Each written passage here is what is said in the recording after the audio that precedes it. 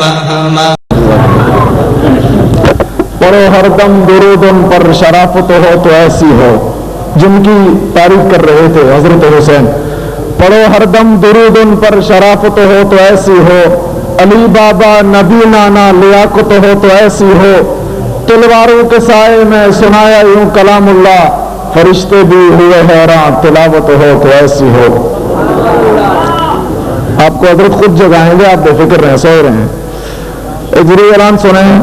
صبح جامع مسجد ریاض الجنہ مرکز صوت القرآن میں جمعہ وفاق المدارس کے ناظم حضرت مولانا حنیف جلندری صاحب پڑھائیں گے. تمام حضرات شریک ہو کر ثواب دار حاصل کریں. اب انتظار کی گھڑیاں ختم ہو گئی ہیں میرے بھائیوں.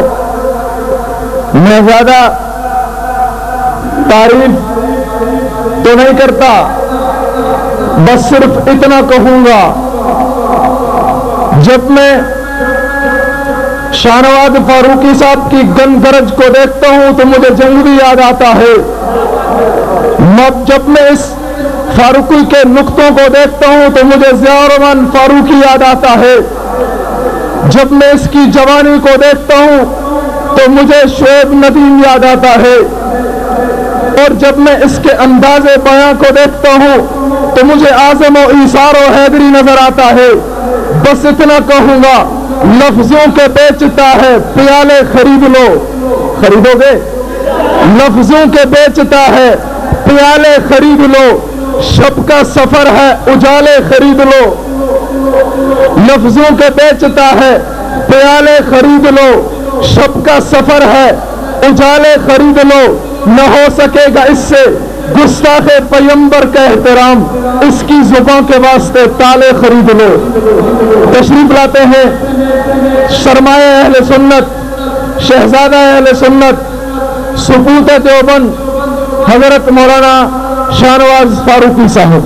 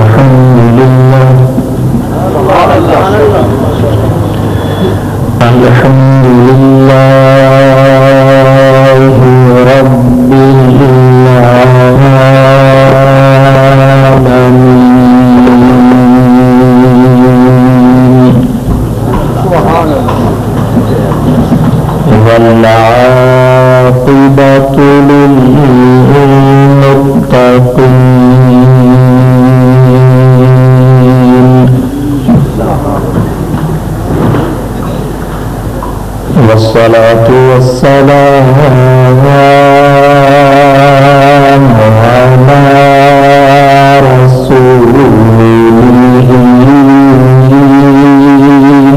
محمد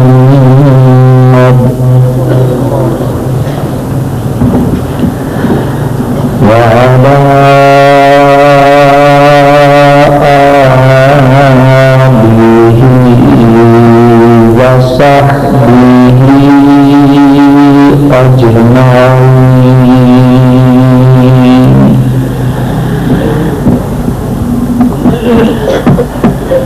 أما بعد فأعوذ بالله من الشيطان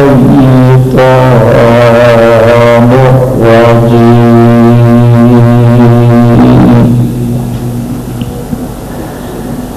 بسم الله الرحمن الرحيم.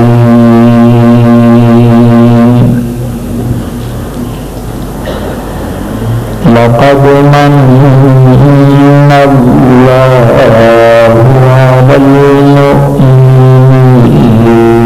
إذ بعث فيهم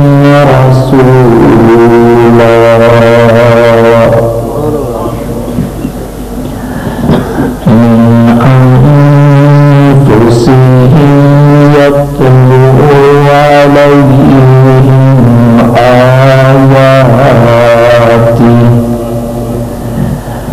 ويزكيهم ويعلمهم الكتاب والحكمة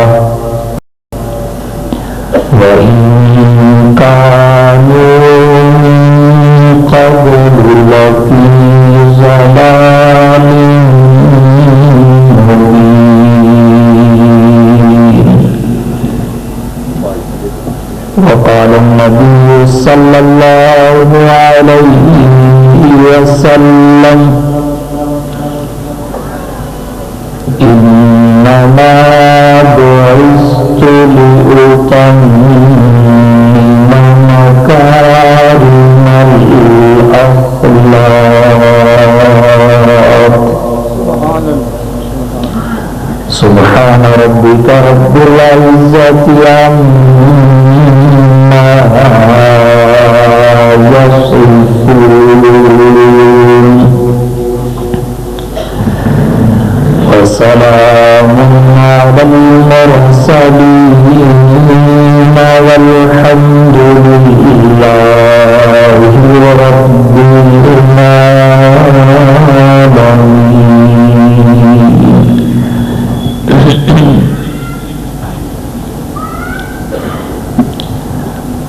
اللہ اللہ آمد حبیب خدا کا یہ غلغلہ، اللہ اللہ آمد حبیب خدا کا یہ غلغلہ، اس قدر شان سے دنیا میں آ سکتا ہے کون؟ بارگاہ مصطفیٰ میں یہ صحابہ کا حضور، اتنے تابندہ ستارے یوں سجا سکتا ہے کون؟ اور دار فانی میں محمد کی محبت ہے بقا، دار فانی میں محمد کی محبت ہے بقا، جو نصیر کو مٹا اس کو مٹا سکتا ہے کون؟ انتہائی واجب الاحترام، قابل سب تکریم و تعظیم معزز علماء کرام، عزیز بھائیوں، دوستو، بزرگوں، آپ 10 فروری سن 2011 کو بادامی باغ لاہور میں انعقاد پذیر اس کانفرنس میں تیسری مرتبہ حاضری کی سعادت حاصل کر رہا ہوں، لیکن پہلے کی 2 کانفرنسوں میں اور اس تیسری کانفرنس میں ایک واضح فرق مجاہد اسلام، ہر دل عزیز، بیدار مغز، ترجمان افکار اسلاف حضرت مولانا عبدالقیوم صاحب ربانی نور اللہ مرقدہ کی عدم موجودگی کی وجہ سے ظاہر ہو رہا ہے۔ اللہ تعالیٰ ان کی جملہ حسنات کو قبول فرمائے۔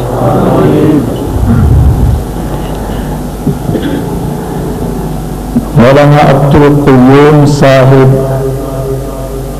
رحمہ اللہ ان شخصیات میں سے تھے جن کے چلے جانے کے بعد ان کا نیم البدل تو کیا بدل بھی ڈھونڈنے سے نہیں ملتا۔ وہ ان مقدس ہستیوں میں سے تھے جن کا مسکن عوام الناس کے قلوب و اذہان ہوتے ہیں۔ وہ ملک پر نہیں، ملک میں رہنے والوں کے دلوں پر حکومت کرتے تھے۔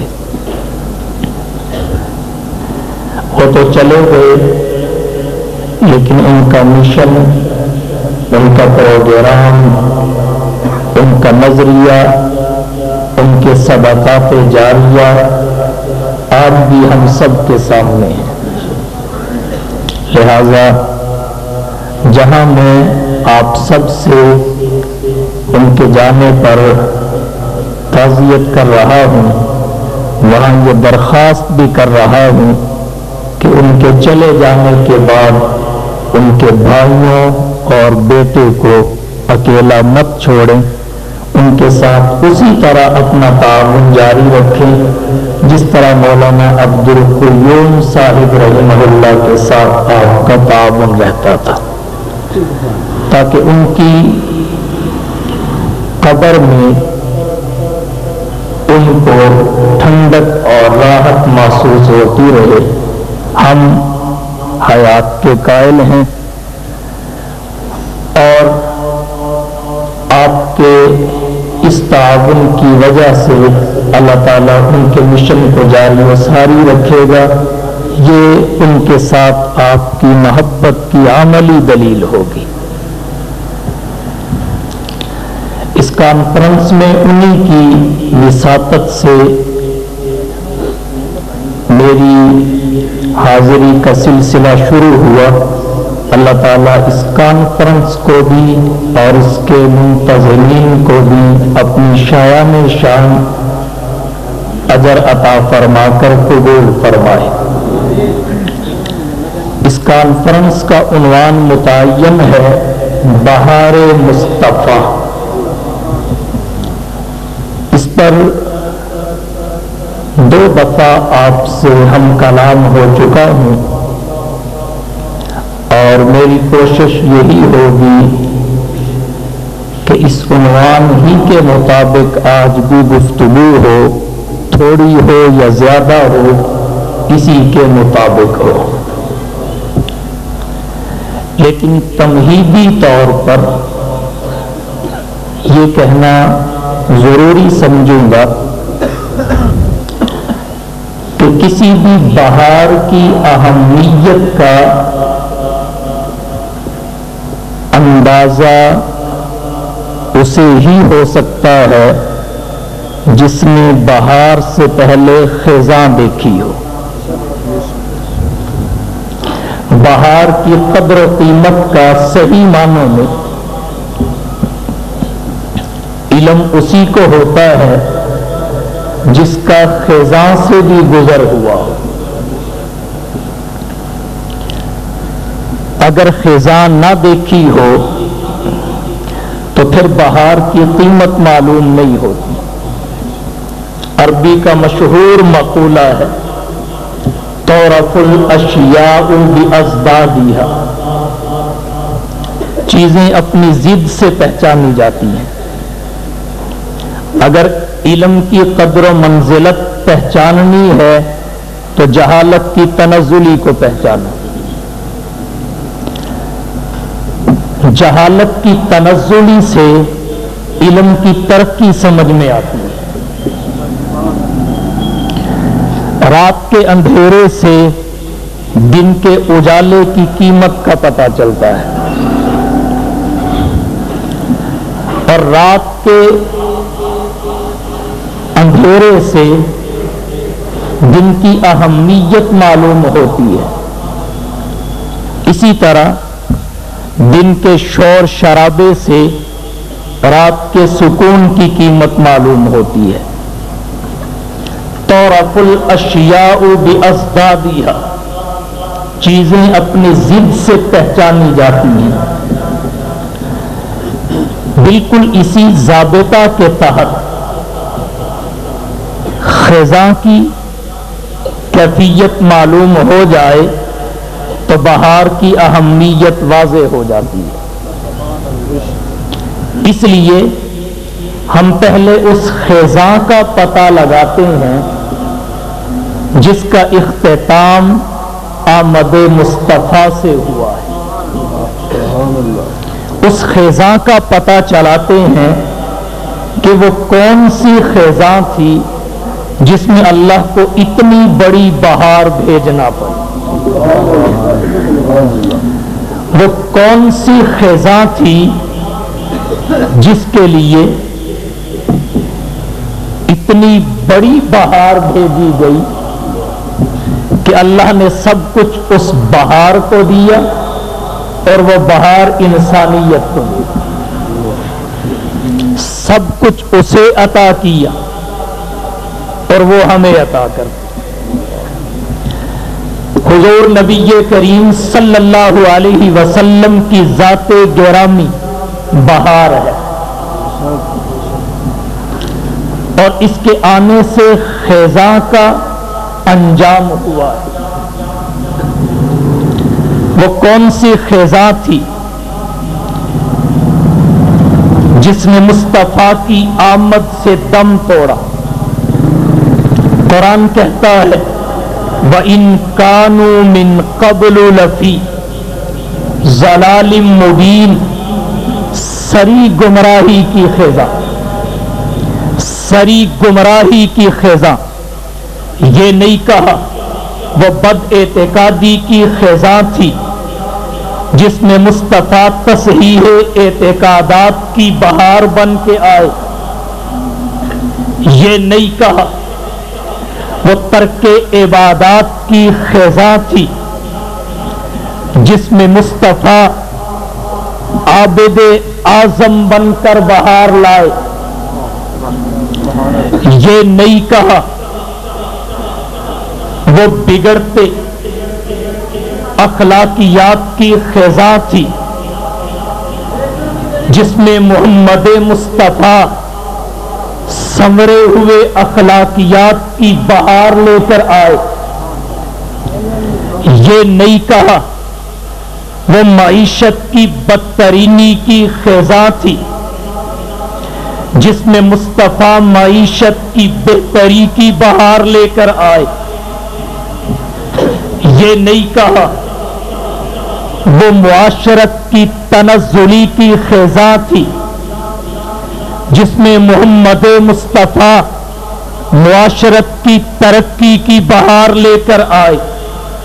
کسی ایک خزاں کو متعین نہیں کیا بلکہ عنوان یہ اختیار کیا وَإِن كَانُوا مِن قَبْلُ لَفِي ضَلَالٍ مُبِينٍ، بے شک آپ کی آمد سے قبل ساری کی ساری انسانیت خزاں کے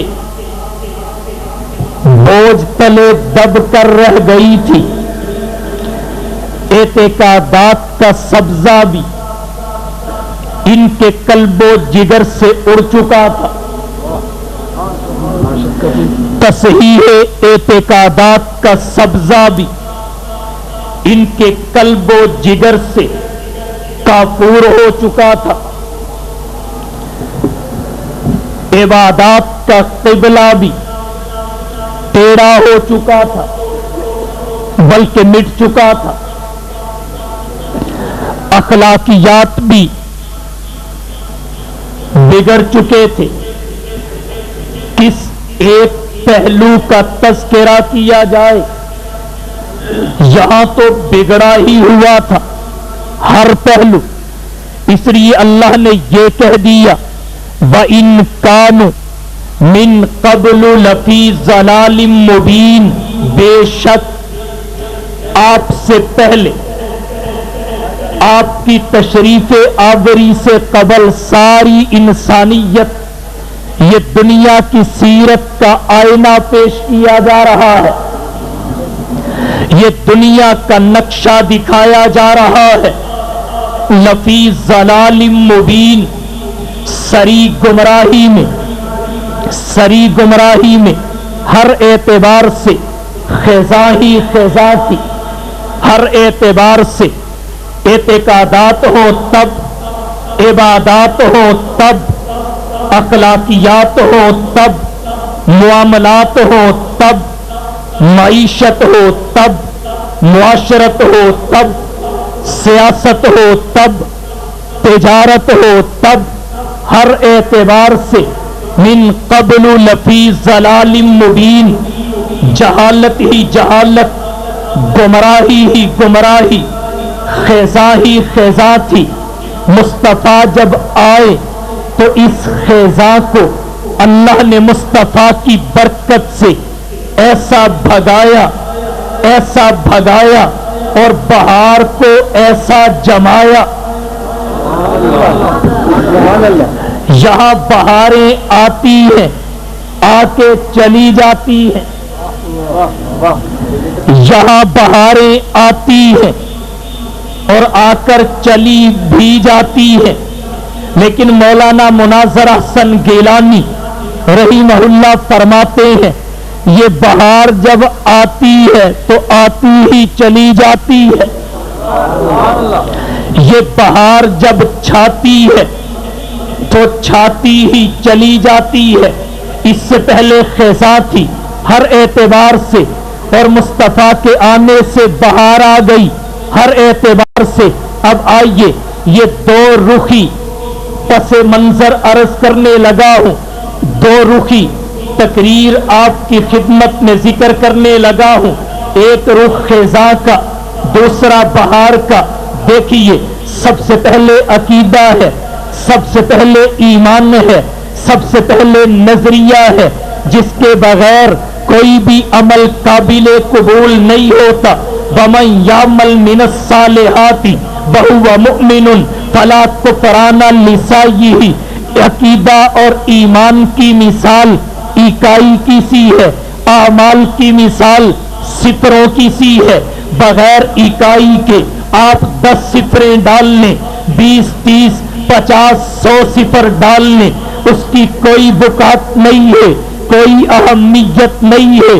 لیکن جب صفر سے پہلے ایک ڈال کے، اکائی ڈال کے پھر صفر ڈالیں گے، پہلے اکائی پھر صفر، تو اکائی کے بعد ڈالی ہوئی صفر صفر نہیں ہوگی، بلکہ اکائی اسے 10 بنا دے گی،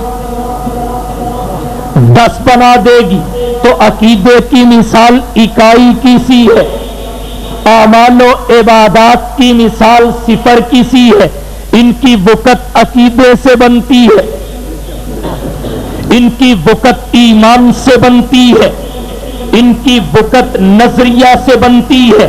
تو نبی کے آنے سے پہلے عقیدے کی دنیا پر خزاں چھا چکی تھی، خزاں چھا چکی تھی، اور خزاں ایسی کہ کوئی بھی درخت جیسے خزاں کے موسم میں سرسبز نظر نہیں آتا، اسی طرح کوئی بھی فرقہ آمد مصطفیٰ سے پہلے روئے زمین پر ایسا نہیں تھا جس کے اعتقادات کی دنیا سرسبز ہو۔ نبی کریم صلی اللہ علیہ وسلم کی آمد اور بعثت سے قبل روئے زمین پر 5 بڑے بڑے مذاہب تھے۔ نمبر 1 صابی مذہب، جو حضرت داؤد علیہ السلام کا پیروکار تھا، جو زبور کی تلاوت کیا کرتا تھا، لیکن شرک ان کے رگ و ریشہ میں سرایت کر چکا تھا۔ یہ کواکب پرستی بھی کر لیا کرتے تھے، یہ آتش پرستی بھی کر لیا کرتے تھے، یہ حجر پرستی بھی کر لیا کرتے تھے، یہ شجر پرستی بھی کر لیا کرتے تھے۔ ہر قسم کے شرک میں اپنے آپ کو مبتلا کر لیتے تھے۔ تو ایک مذہب صابی تھا، دوسرا مذہب یہودی تھا، جس کا یمن اور خیبر پر قبضہ تھا۔ یہ یہودی وہ مذہب تھا جو عزیر ابن اللہ کا دعوے دار تھا، حضرت عزیر علیہ السلام کو اللہ کا بیٹا گردانا کرتا تھا، یہ بھی شرک میں مبتلا تھا، کفر میں مبتلا تھا، تعلیمات موسوی سے دستبردار ہو چکا تھا۔ ایک مذہب صابی، دوسرا مذہب یہودی اور تیسرا مذہب عیسائیت کا تھا۔ عیسائی مذہب بھی تثلیث کے عقیدہ کی بنیاد پہ اللہ کی توحید کے عقیدہ کو خیر آباد کہہ چکے تھے۔ وہ کبھی مریم کے نام سے شرک کرتے تھے، وہ کبھی عیسیٰ کے نام سے شرک کرتے تھے، وہ کبھی جبرائیل کے نام سے شرک کرتے تھے۔ انہوں نے یہ عقیدہ بھی گھڑ لیا تھا کہ گناہ ہم نے کیے، کفارے میں عیسیٰ سولی پہ چڑھ گئے، خرمستیاں ہم نے کی، کفیرے کے طور پہ حضرت عیسیٰ علیہ السلام نے پھانسی کو قبول کر لیا۔ اور چوتھا مذہب مجوسیت کا تھا۔ یہ مجوسی مذہب آتش پرست تھا۔ ان میں ایک خرابی یہ بھی تھی، یہ محارم سے نکاح کر لیا کرتے تھے۔ یہ وہ گندا مذہب تھا جس میں بہن سے نکاح کر لیا گیا۔ یہ وہ گندا مذہب تھا جس میں بیٹی کو حوث کا نشانہ بنا لیا گیا۔ یہ گندا مذہب تھا جس میں خالہ اور پھوپھی کو بھی معاف نہیں کیا گیا۔ اور چوتھا پانچواں مذہب بعثت مصطفیٰ سے پہلے مشرکین مکہ کا تھا، مشرکین عرب کا تھا، مشرکین دنیا کا تھا۔ یہ شرک میں مبتلا تھے۔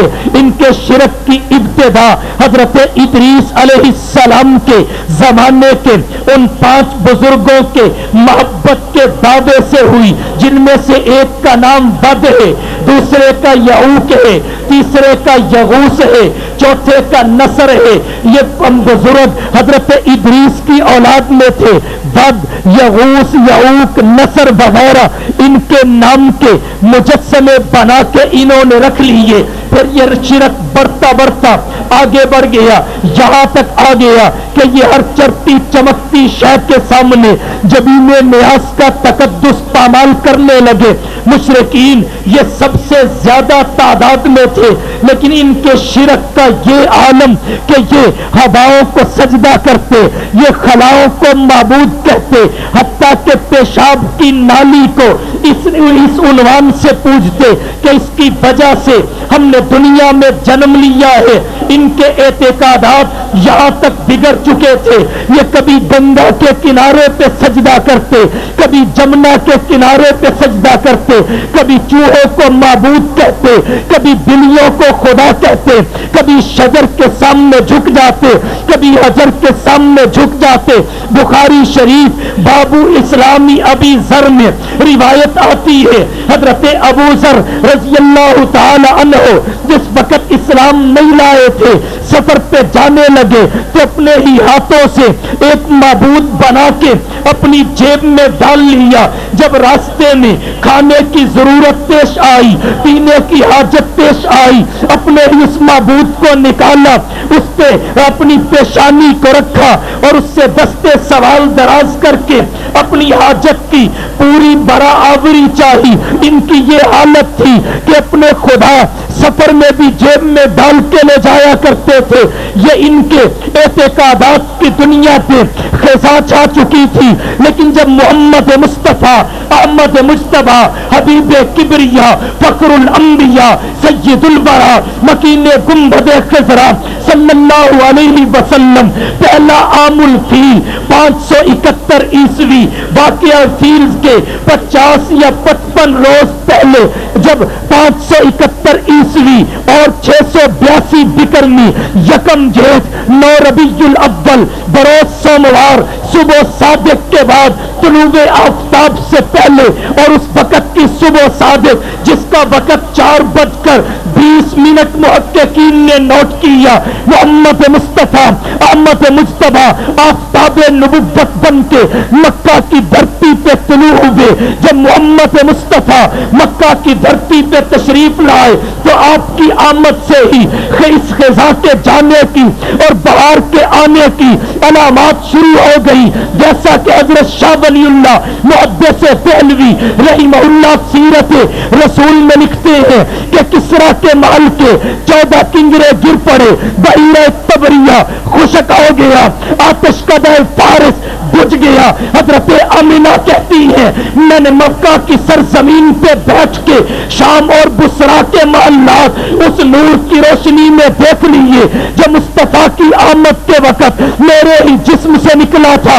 جب مصطفیٰ آئے تو بہار کی علامتیں شروع ہو گئی. پھر جب بہار اپنی تکمیل کو پہنچی, زندگی کی 4 دہائیاں مکمل ہو جانے پر, تو پھر دنیا نے دیکھا یہ بد اعتقادی کی خزاں چلتی بنی اور تصحیح اعتقاد کی بہار نے ڈیرے ڈال لیے. پھر یہ بہار دنیا میں یوں پھیلی کہ جتنے صنم پرست تھے وہ صمد پرست بن گئے, جتنے باطل پرست تھے وہ حق پرست بن گئے. جو غیر اللہ کے سامنے جبین نیاز کا تقدس پامال کیا کرتے تھے وہ ایک اللہ کے سامنے جبین نیاز کا تقدس پامال کر کے دنیا کو اپنے عملی کردار سے یہ درس دیتے ہوئے نظر آنے لگے کہ یہ ایک سجدہ جسے تو گرا سمجھتا ہے, یہ ایک سجدہ جسے تو گرا سمجھتا ہے 1000 سجدوں سے دیتا ہے آدمی کو نجات.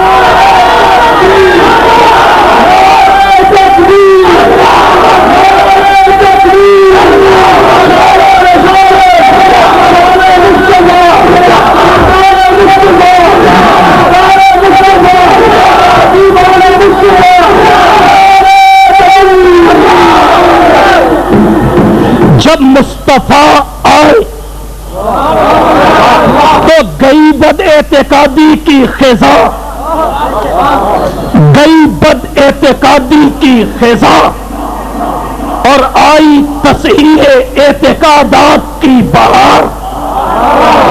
تو کیوں نہ کہوں آقا بدلا ہوا تھا رنگ گلوں کا تیرے بغیر, بدلا ہوا تھا رنگ گلوں کا تیرے بغیر, اور ایک خاک سی اڑی ہوئی سارے چمن میں تھی.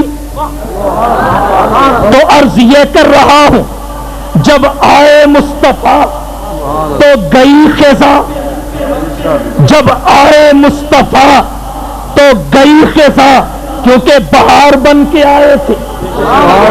اور میں نے گزشتہ سال کہا تھا بہار بن کر ہی نہیں آئے تھے بلکہ بہار اندر بہار لائے تھے.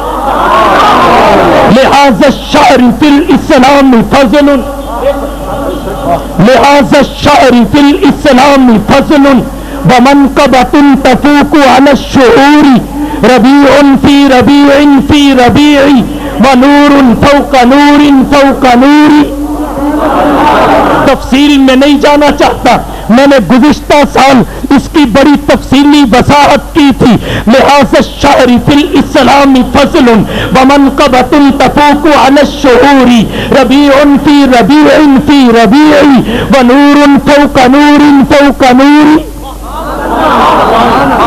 خزاں تھی بد اعتقادی کی, مصطفیٰ آئے تو بہار آ گئی. وہ پہلے جو ہر چرتی چمکتی شے کو پوجتے تھے اور اب جالی بھی نہیں چومنے دیتے, اب جالی بھی نہیں چومنے دیتے. توجہ ہے, توجہ ہے.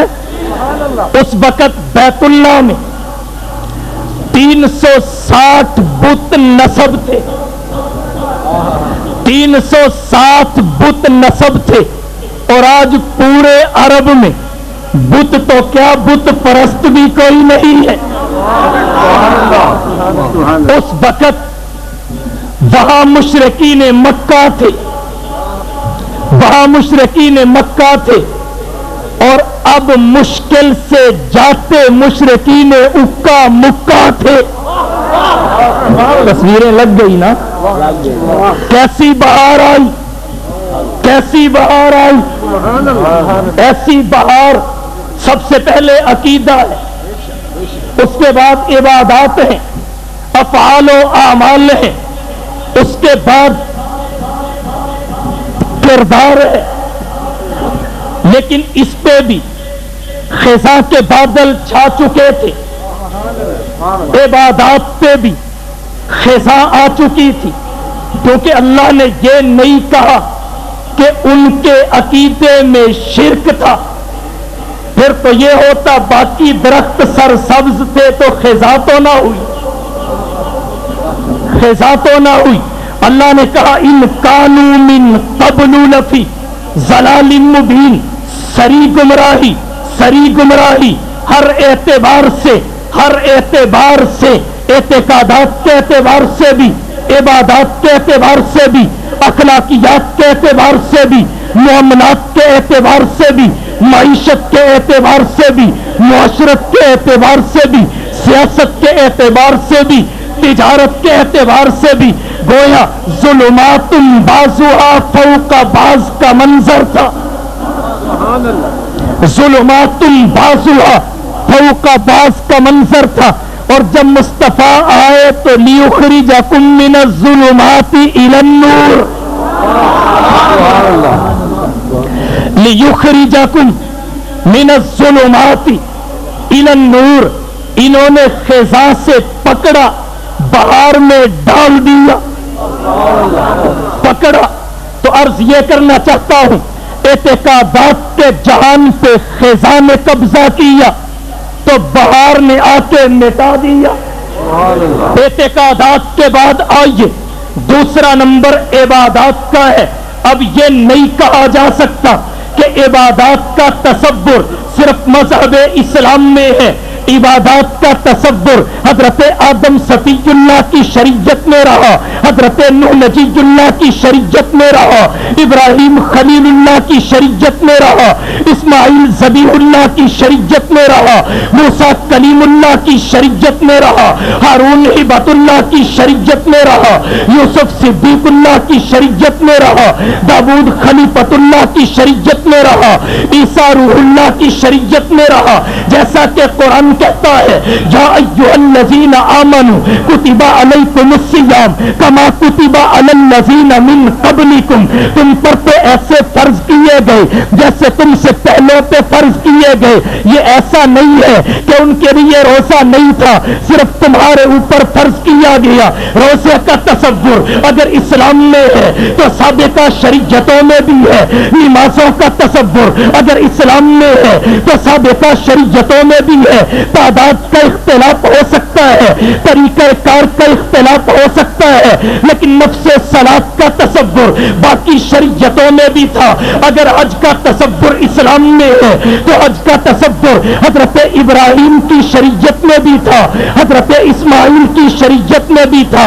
حضرت ابراہیم علیہ السلام کو ہی اللہ نے حکم دیا تھا کہ لوگوں میں کھڑے ہو کے اعلان کر دو کہ اللہ نے تمہارے لیے ایک گھر بنا دیا ہے، اب آؤ اس کا آ کے حج کرو۔ تو معلوم یہ ہوا عبادات کا تصور صرف اسلام میں ہی نہیں تھا بلکہ سابقہ مذاہب میں بھی تھا، اسلام میں ہی نہیں تھا، سابقہ امتوں میں بھی تھا، اسلام میں ہی نہیں تھا، سابقہ شرائع میں بھی تھا۔ لیکن انبیاء کے ادوار سے دوری کی وجہ سے اور تعطل کے زمانہ کے بڑھ جانے کی وجہ سے یہ عبادات کی دنیا پہ ایسی خزاں چھا چکی تھی کہ جو معبد تھا، جو عبادت خانہ تھا، جہاں جبین نیاز کا تقدس اللہ کے دربار میں رکھا جاتا تھا، وہاں بت رکھ دیے گئے، عبادت ختم ہو گئی۔ وہاں ریس لگتی تھی، مرد اور عورت اکٹھے دوڑتے تھے، جسے آج کا میڈیا، جسے آج کا عصری تعلیم یافتہ طبقہ، جسے آج کے نئی تعلیم کے دل دادا روشن خیالی کا نام دیتے ہیں۔ ارے پگلو، یہ تو وہ جاہلیت کی قباحت تھی جسے محمد مصطفیٰ نے آ کے بدلا۔ آسان لفظوں میں کہتا ہوں، یہ تو خزاں تھی جسے مصطفیٰ کی بہار نے مٹایا ہے، اور بہار سے خزاں کی طرف لے جانا یہ روشن خیالی نہیں ہے، ظلمت سالی ہے۔ روشن خیالی تو یہی تھی کہ یہ عبادت خانہ ہے، اس میں میراتھن ریس نہ ہو۔ روشن خیالی مصطفیٰ نے آ کے دی کہ یہ بیت اللہ ہے، یہ بیت اللہ ہے، یہ کعبۃ اللہ ہے، یہاں اللہ کے نور کی تجلی برستی ہے، یہاں ملائکۃ اللہ اترتے ہیں، یہاں سکینہ کا نزول ہوتا ہے، یہاں لڑکے اور لڑکیاں اکٹھے نہ دوڑایا کرو، یہاں جوا نہ کھیلا کرو، یہاں شراب کی بٹیاں نہ لگایا کرو، اس کا ننگے بدن طواف نہ کیا کرو۔ اول تو عبادت رہی نہیں تھی، اگر کوئی رہ گئی تھی تو اس کا قبلہ ٹیڑھا ہو چکا تھا، وہ طواف عبادت سمجھ کے کرتے تھے، وہ حج عبادت سمجھ کے کرتے تھے، لیکن ننگے بدن کرتے تھے۔ مرد و عورت وہاں اکٹھے ہو کے نہ جانے مذہب اور عبادت کے نام پہ کیا کیا برائیاں کر جایا کرتے تھے۔ الغرض عبادات کا تصور ہر شریعت میں تھا، لیکن مصطفیٰ کی آمد سے قبل معبد میں عبادت نہ ہوتی تھی، بلکہ وہاں جوا، کھیل کود اور میراتھن ریس ہوتی تھی۔ اگر کوئی ایک آدھ مذہبی رسم اور عبادت کا جز رہ بھی گیا تو اس کا قبلہ بھی ٹیڑھا ہو چکا تھا۔ جب یہ خزاں عبادات کی دنیا پہ چھا گئی تو پھر محمد مصطفیٰ، احمد مجتبیٰ، حبیب کبریا، فخر الانبیاء، سید الورا، مکین گنبد خضرا صلی اللہ علیہ وسلم ایسی بہار لے کے آئے کہ نماز میں ایسا خشوع پیدا ہو گیا، نماز میں ایسا خشوع پیدا ہو گیا، نماز میں ایسا تضرع پیدا ہو گیا، نماز میں ایسی للہیت پیدا ہو گئی، اللہ کی حضوری کا ایسا تصور قائم ہو گیا کہ ان کی پنڈلیوں میں چبھے ہوئے تیر کھینچ لیے گئے، لیکن ان کا دھیان اللہ کی ذات سے نہیں ہٹا۔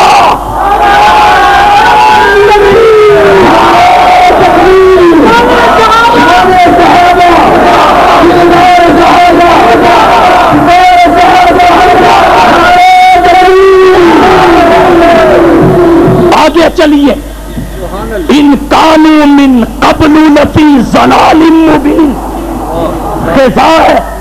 خزاں ہے کس پہ؟ اخلاقیات کے جہان پہ بھی، اخلاقیات کے جہان پہ بھی خزاں ہے۔ اخلاقیات اتنے بگڑ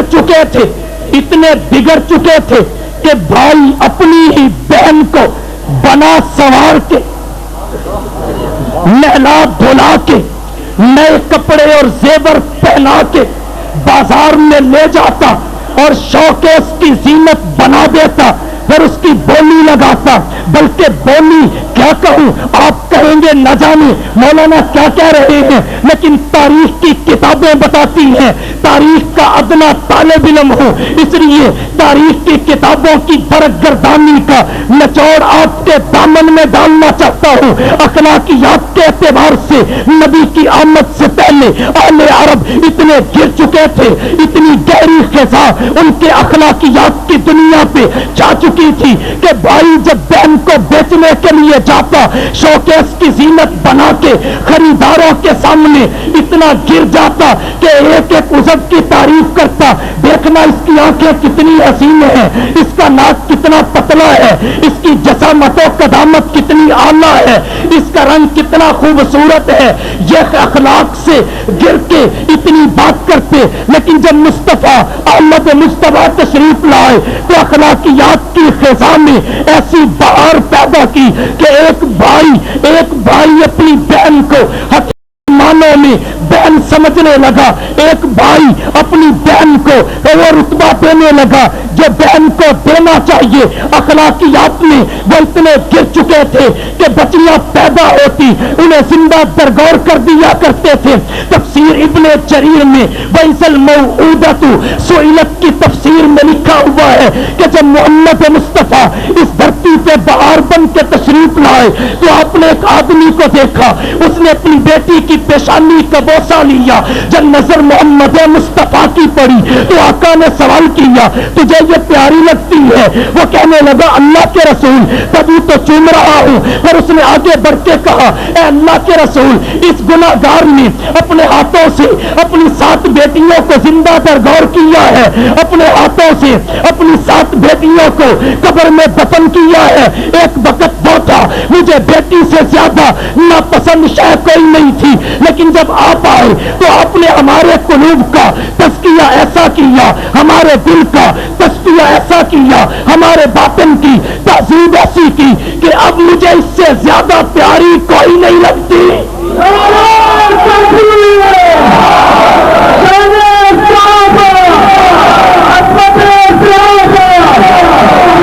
مصطفیٰ کی آمد سے پہلے اخلاقیات کی دنیا پہ خزاں چھا چکی تھی۔ یہ دوسروں کی عزتوں کو کیا بچاتے، یہ تو اپنی ہی عزتوں کے لٹیرے تھے، یہ دوسروں کی عزتوں کی رکھوالی کیا کرتے، یہ تو اپنی ہی عزتوں کو ہوس کا نشانہ بنا لیا کرتے تھے۔ لیکن جب مصطفیٰ اس خزاں میں بہار بن کے آئے تو پھر تاریخ کی کتابوں سے ایک واقعہ نکال کے آپ کے دامن میں ڈالنا چاہتا ہوں کہ پھر بہار ایسی آئی کہ جس وقت حاتم طائی کی بیٹی صفانہ گرفتار ہوئی اور اسے گرفتار کر کے محمد مصطفیٰ کی خدمت میں بھیجا گیا۔ محمد مصطفیٰ نے جب اس کا تعارف پوچھا تو اس نے بتایا کہ میں حاتم طائی کی بیٹی صفانہ ہوں۔ اس نے اپنے باپ کا تعارف کروایا، محمد مصطفیٰ نے اسے آزاد کر دیا۔ جب وہ آزاد کر دی گئی پھر اس سے پوچھا تیری خواہش کیا ہے؟ وہ کہنے لگی مجھے یمن کی سرزمین پہ میرے بھائی عدی ابن حاتم کے پاس روانہ کر دیا جائے۔ حضور نے چند نوجوان صحابہ کو بلایا اور انہیں کہا اسے یمن کی سرزمین پہ لے جاؤ، مدینہ سے یمن چھوڑ کر کے آؤ۔ اب مدینہ سے یمن کا سینکڑوں میل کا سفر ہے۔ محمد مصطفیٰ کے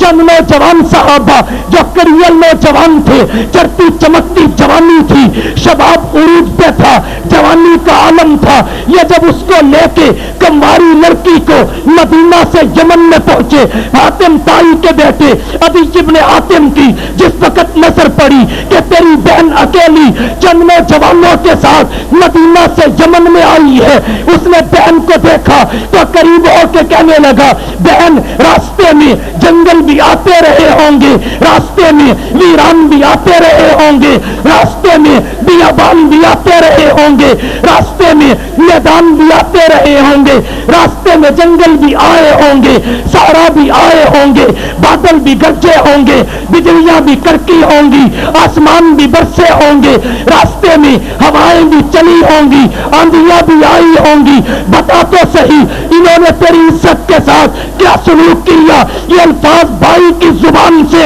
ابھی نکلے نہیں تھے کہ بہن نے آگے بڑھ کے بھائی کے منہ پہ ہاتھ رکھا اور ہاتھ رکھ کے کہنے لگی بھیا شرم کر، رب کعبہ کی قسم اتنی حیا میں نے بہن کے لیے سگے بھائی کی آنکھ میں بھی نہیں دیکھی ہے جتنی محمد کے اجنبی صحابہ کی آنکھوں میں دیکھی ہے۔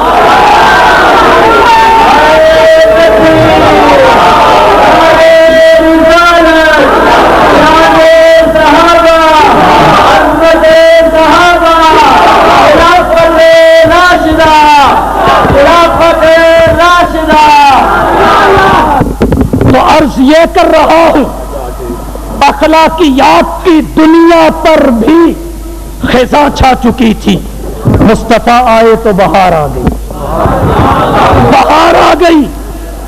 وہ جو اخلاق باختہ تھے وہ مثالی اخلاق یافتہ بنے، جو اخلاق باختہ تھے وہ مثالی، جو اخلاق باختہ تھے وہ مثالی اخلاق یافتہ بنے۔ تو پھر کیوں نہ کہوں درفشانی نے تیری قطروں کو دریا کر دیا، آقا درفشانی نے تیری قطروں کو دریا کر دیا، دل کو روشن آنکھوں کو بینا کر دیا، اور خود نہ تھے جو راہ پر اوروں کے ہادی بن گئے، اور کیا نظر تھی جس نے مردوں کو مسیحا کر دیا۔ اور ہری چند اختر ہندو نے یوں کہا، ماہنامہ نعت کی دوسری جلد میں لکھا ہے، ہری چند اختر ہندو نے یوں کہا کہ کس نے ذروں کو اٹھایا اور صحرا کر دیا، کس نے ذروں کو اٹھایا اور صحرا کر دیا، کس نے قطروں کو ملایا اور دریا کر دیا۔ زندہ ہو جاتے ہیں جو مرتے ہیں ان کے نام پر، اللہ اللہ موت کو کس نے مسیحا کر دیا، اور شوکت مغرور کا کس شخص نے توڑا تلسم، منعدم کس نے الہی کسر کسرا کر دیا، اور کس کی حکمت نے یتیموں کو کیا در یتیم، اور غلاموں کو زمانے بھر کا مولا کر دیا۔ بلال تو مسجد کی چھت پہ کھڑا ہو جا، اللہ کے رسول کرنا کیا ہے؟ فرمایا تو نے اذان کہہ لی ہے۔ اللہ کے رسول انا رفیع الصوت، میری آواز بہت بلند ہے، اگر میں مسجد کے صحن میں کھڑا ہو کے بھی اذان کہوں گا تو شہر کی گلیوں میں سنے گی، شہر کے چوکوں میں، چوراہوں میں، بازاروں میں، پارکوں میں، فناؤں میں، باروں میں سنے گی۔ تو محمد مصطفیٰ کہتے ہیں بلال صرف اذان کی آواز سنانا مقصد نہیں ہے، بلکہ دنیا کو یہ بتانا مقصد ہے کہ زمانہ غلاموں کو نیچا کرتا ہے اور محمد غلاموں کو اونچا کرنے آیا ہے۔ کس کی حکمت نے یتیموں کو کیا در یتیم،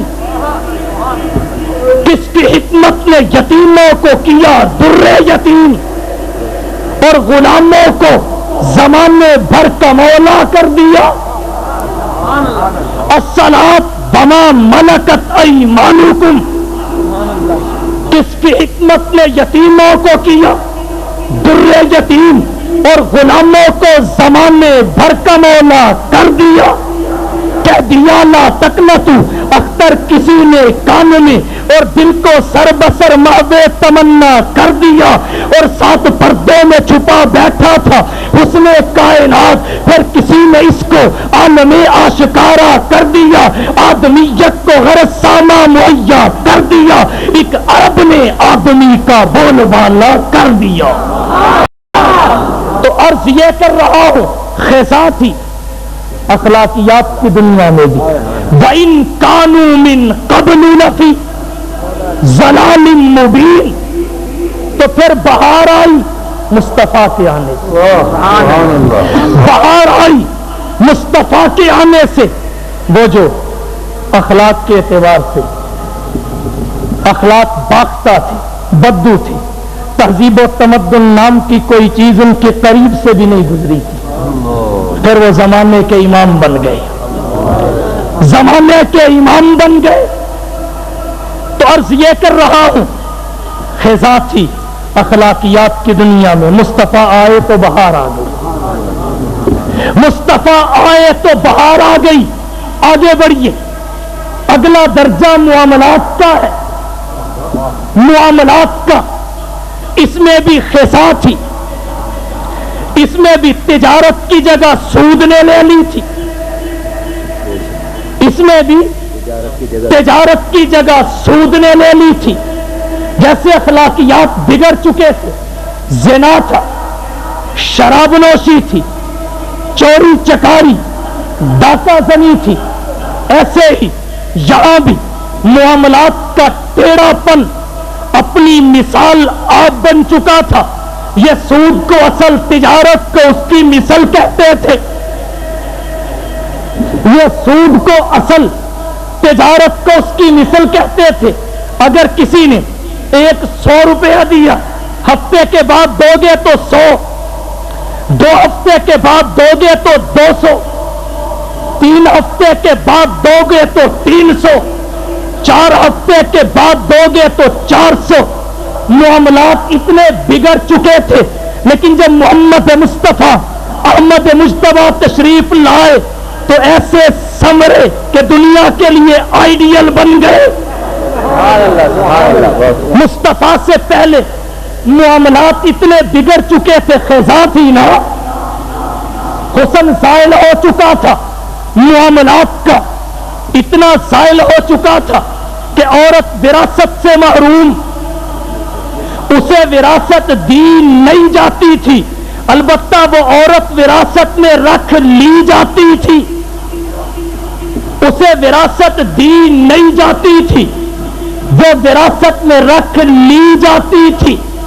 تفسیر ابن کثیر، ابن جریر طبری میں یوصیکم اللہ فی اولادکم آیت کریمہ کی تفسیر میں یہ بات لکھی ہے، اور دیگر سیرت کی کتابوں میں بھی اس کا تذکرہ ملتا ہے کہ اہل عرب کے ہاں تعدد ازواج کی کوئی حد نہیں تھی.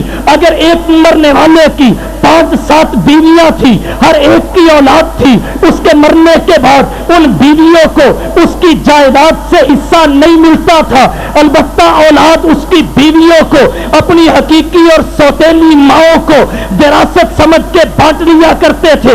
یہ کہتا میری ماں تو لے لے, اپنی ماں مجھے دے دے. اس طرح وراثت میں عورتیں تقسیم کر دی جاتی اور پھر اولاد ان کے ساتھ زنا کرتی. یہ معاملات کی خزاں تھی. لیکن جب محمد مصطفیٰ احمد مصطفیٰ حبیب کبریا فخر الانبیاء سید البرا مکین گنبد خضرا صلی اللہ علیہ وسلم بہار بن کے تشریف لائے تو آپ نے آ کے بتایا اگر عورت تیری ماں ہے تو اعلموا ان الجنت تحت اقدام الامہات, جنت اس ماں کے قدموں کے نیچے ہے. اگر یہ تیری بیٹی ہے تو اس کی پرورش کر کے اس کی شادی کر دینے سے تیرے لیے جنت کی بشارت ہے. اگر یہ تیری بہن ہے تو تیری عزت و آبرو ہے. اگر تیری بیوی ہے تو اس کا خرچہ تیرے ذمہ واجب ہے. تو حقوق عورت کے غصب کر لیے گئے, حقوق عورت کے سلب کر لیے گئے. زمانے جاہلیت میں یہ معاملات کی دنیا میں خزاں تھی, لیکن جب محمد مصطفیٰ آئے تو عورت کو زندہ رہنے کا حق مل گیا. جب محمد مصطفیٰ آئے تو وہ عورت جو زندگی کی کرن کو ترستی تھی, وہ عورت جس کی زندگی امید بن کے رہ گئی تھی, جس کی زندگی تمنا بن کے رہ گئی تھی, جس کی زندگی کو امنگ سے زیادہ کچھ نہ کہا جاتا تھا, اس کا زندہ رہنا یقینی بن گیا. وہ عورت جو زندگی کو ترستی تھی, اولاد اس کے قدموں کو دھو دھو کے پینے لگی. جب محمد مصطفیٰ آئے تو عورت کو اس کے حقوق لوٹا دیے گئے, وہ زندگی کی نعمت سے مالا مال بنا دی گئی. یوصیکم اللہ فی اولادکم للذکر مثل حظ الانثیین, اسے وراثت میں حصہ دے کے معاملات کی خزاں کو دور کر دیا گیا. اور تو اور اس کو زندہ درگور کرنے سے بچا کے گھر کی ملکہ بنا کے محمد مصطفیٰ نے بٹھا دیا.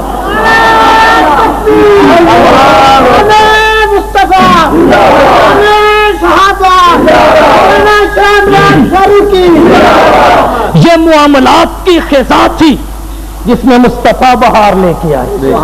یہ معاملات کی خزاں تھی جس میں مصطفیٰ بہار لے کے آئے, اور پھر معاشرت کی خزاں میں بھی بہار آئی.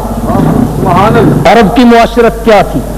اگر خامن فوت ہو گیا تو بیوی مرنے کی تمنا کرتی تھی, اے اللہ یہ مجھے قتل کر دے, کیونکہ زندہ رہ کر اس کے بغیر جو مشکلات مجھے جھیلنی پڑیں گی وہ موت سے سخت کبھی نہیں ہوں گی. ہاں موت ان سے سخت کبھی نہیں ہوگی, اس لیے مجھے قتل کر دو. لیکن عرب کی معاشرت اتنی بگڑ چکی تھی, وہ اس عورت کو ایک بند کمرے میں بٹھا دیتے, یا عدت پوری کرو. عدت کے دنوں میں نہ سلام کرتے, نہ کلام کرتے, نہ طعام کرتے. اس کے سامنے برتن رکھا جاتا, اگر کھانا دیتے تو ایسے دیتے نہیں, ڈالتے جیسے کتوں کے آگے ڈالا جاتا ہے. نہانے پہ پابندی, مکان سے باہر آنے پہ پابندی, برتن کو ہاتھ لگانے پہ پابندی. اور جب وہ اپنی عدت گزار کے اس بند کمرے سے باہر نکلتی تو اس کے جسم سے اتنی بدبو آتی کہ اگر کسی جانور کے پاس بھی اسے کھڑا کیا جاتا تو جانور اچھلنے لگتا. یہ ان کی بدترین معاشرت تھی. لیکن جب محمد مصطفیٰ اس دھرتی پہ تشریف لائے تو آپ نے اپنی بیویوں سے حسن معاشرت کر کے دکھائی. ایسی حسن معاشرت کی کہ دیکھو ایک بیوی دو بیوی نہیں, میں 9 بیویوں کے ساتھ یکساں رویہ رکھ رہا ہوں. میں 2 بیوی 9 بیویوں کے ہاں اگر رات کو جاتا ہوں تو باری سے جاتا ہوں, خرچہ دیتا ہوں تو برابر دیتا ہوں, البتہ دل میرے قبضے میں نہیں. اے اللہ یہ عائشہ کی طرف مائل ہے, اسے تو معاف کرنا. اس کا جھکاؤ عائشہ کی طرف ہے, عائشہ کی طرف ہے. پوچھا اللہ کے رسول آپ کو سب سے زیادہ پیار کس کے ساتھ ہے؟ فرمایا صدیقہ کے ساتھ. اللہ کے رسول مردوں میں پوچھ رہا ہوں, فرمایا پھر کیا ہوا؟ صدیق کے ساتھ۔ اگر مردوں میں پوچھو گے تو صدیق ہے، عورتوں میں پوچھو گے تو صدیقہ ہے، اگر ہجرت کے سفر میں دیکھو گے تو گود صدیق کی ہے، آخرت کے سفر میں دیکھو گے تو صدیقہ کی ہے۔ اور وہاں ہجرت میں دیکھو گے تو گود صدیق میں سو رہے تھے، اور اب دیکھو گے تو حجرہ صدیقہ میں سو رہے ہیں، اور صدیق کو بھی ساتھ سلا لیا ہے۔ اللہ کے نبی بدلہ دے رہے ہیں نا کہ صدیق آج دشمن میرے ہیں، دفاع تو کر، کل تیرے ہوں گے، دفاع میں کروں گا۔ صدیق آج دشمن میرے ہیں، دفاع تو کر، کل تیرے ہوں گے، دفاع میں کروں گا۔ تو 3 دن کر، میں قیامت تک کروں گا۔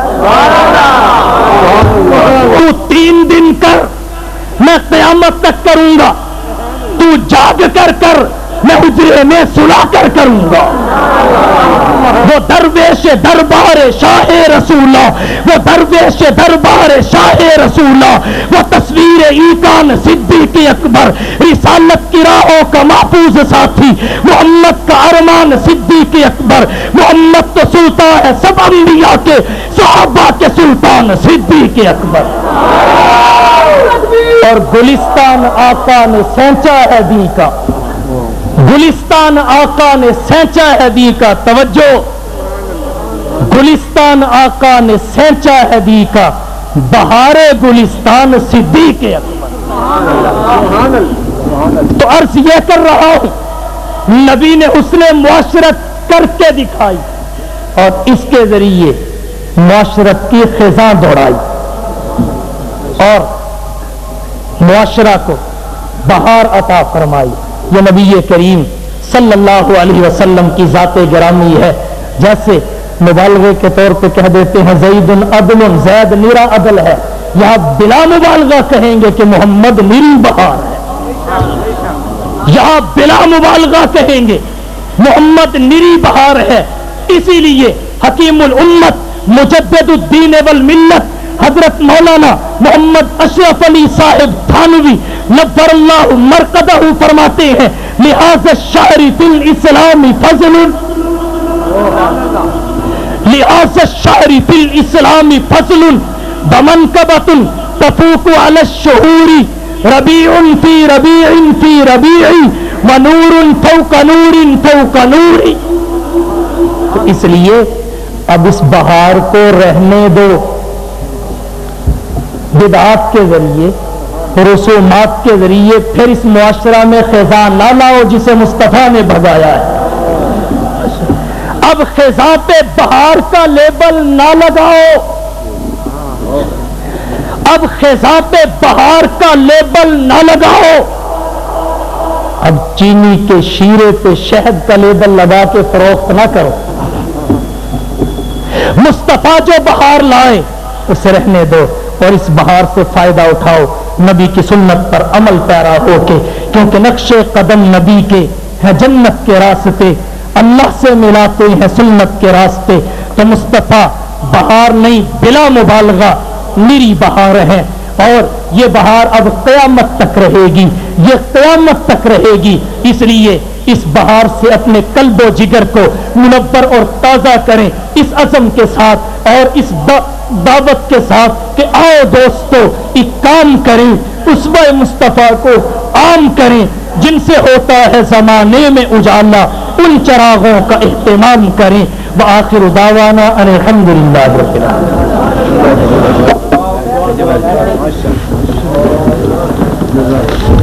کچھ ایسے بھی اٹھ جائیں گے اس بزم سے جن کو تم ڈھونڈنے نکلو گے مگر پا نہ سکو گے۔ ایک اعلان سماعت فرمائیں۔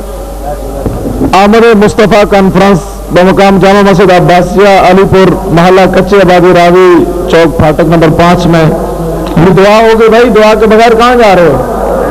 اب دعا و مخل عبادت، دعا عبادت کا مغز ہے، جس میں اکرام اللہ مجددی صاحب تشریف لا رہے ہیں بروز اتوار 9 بجے بعد نماز عشاء۔ اب میں دعوت دعا کے لیے دوں گا مفتی مبشر نظام صاحب.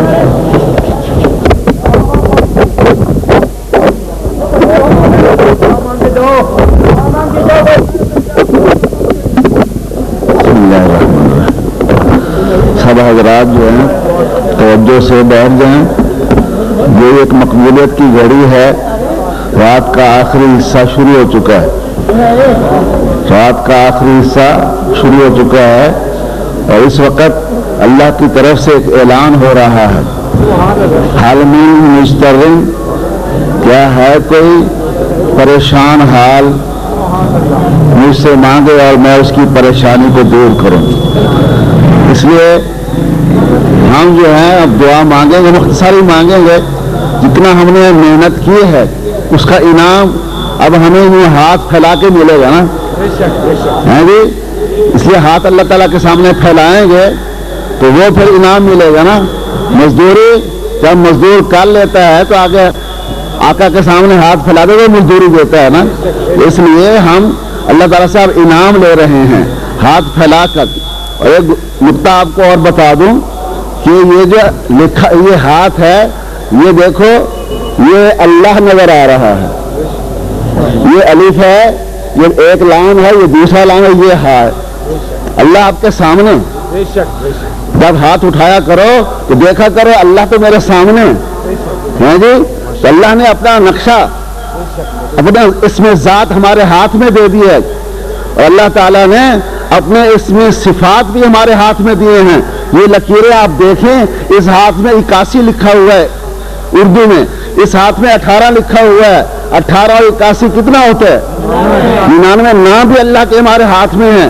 تو اللہ کے نام کے ذریعے سے ہم اللہ سے مانگتے ہیں. اے اللہ، ہم نے یہ محنت کی، تیرے محبوب کا تذکرہ کیا اور تیرا یہ وعدہ ہے کہ تیرے محبوب کا تذکرہ جہاں ہوتا ہے وہاں میں دعائیں قبول کرتا ہوں، وہاں میں دعائیں قبول کرتا ہوں. یا الہ العالمین، تیرے محبوب پاک پر ہم صلاۃ و سلام پڑھتے ہوئے درخواست کر رہے ہیں کہ اے اللہ ہماری اس محنت کو، ہماری اس عبادت کو قبول فرما. ہمارے علماء نے لکھا ہے کہ اشرف عبادت نماز ہے، لیکن اس سے بھی اشرف الاشرف عبادت ذکر مصطفیٰ ہے. کیوں؟ اس لیے کہ نماز مصطفیٰ کے ذریعے سے ملی ہے. نماز مصطفیٰ کے ذریعے سے ملی ہے. روزہ مصطفیٰ کے ذریعے سے ملا. جس کے ذریعے سے ملا اس کا ذکر سب سے بڑی عبادت ہے. اس لیے آج ہم نے سب سے بڑی عبادت کی ہے. اللہ تعالیٰ ہمیں اس عبادت کی برکت سے، اس نیکی کی برکت سے، اے اللہ ہمیں تیرے محبوب کی محبت میں اپنی نیند بھی قربان کی ہے. اے اللہ تیرے محبوب کی جو ہے ذکر کے سننے کے لیے اے اللہ ہم نے اپنی ساری جو ہے تکلیفیں برداشت کی ہیں. اے اللہ تو ہمارے اس محنت کو قبول فرما کر ہمیں پیارے محبوب کے ساتھ میدان قیامت میں اے اللہ ہمیں حشر نصیب فرما. پیارے محبوب پاک کے ساتھ میدان قیامت میں ہمیں حشر نصیب فرما. اے اللہ اس محفل پاک کی برکت سے، اس بہار مصطفیٰ کی کانفرنس کی برکت سے اے اللہ ہمارے ملک میں بھی بہار نصیب فرما، ہمارے گھروں میں بھی بہار نصیب فرما، ہمارے اداروں میں بھی بہار نصیب فرما. اے اللہ دینی اداروں کو ہمیشہ قائم فرما.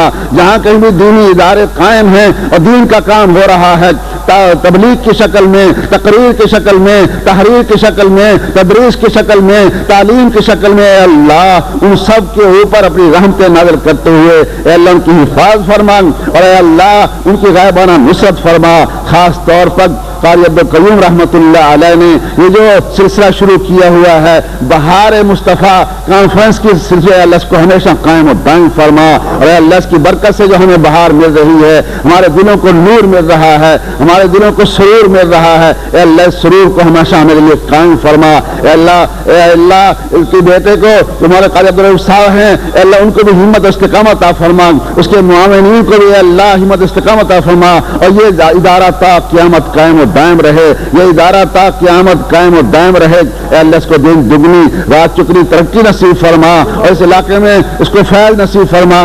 خاص طور پر قاری عبدالقیوم ربانی کی قبر کو اے اللہ جنت کا باغ بنا دے. اے اللہ ان کی قبر کو رحمت کا برکت بنا دے. اے اللہ جن علماء نے یہاں بیان کیا ہے، خاص طور پر جو ہے فاروقی صاحب نے جو بیان کیا ہے اللہ اس بیان کو بھی قبول فرما، ان کی جوانی کو اور اللہ ان کی ہمت کو اور زیادہ فرما، اے اللہ ان کو ہمیشہ دین حق بیان کرنے کی ہمیشہ توفیق نصیب فرما، جو ہمارے اسلاف اللہ حق بیان کرتے ہوئے تیرے پاس پہنچ چکے ہیں اللہ تو ان کو بھی اپنی رحمت میں جگہ نصیب فرما کر اے اللہ ان کو بھی پیارے محبوب کی شفاعت نصیب فرماتے ہوئے میدان قیامت ان کا ساتھ نصیب فرما، اللہ اس محفل پاک کی برکت سے جو بیمار ہیں ان کو شفا کاملہ عطا فرما، ہماری جسمانی روحانی بیماریوں کو شفا کاملہ نصیب فرما، جو اولادوں کو اولاد صالح نصیب فرما، جن کی اولادیں ان کو نیک بنا، اے اللہ جو بچے پڑھ رہے ہیں دین کا کام کر رہے ہیں اے اللہ ان کو عالم اور پورا دین کا خادم بنا، اے اللہ جن بھائیوں نے اس محفل کو سجایا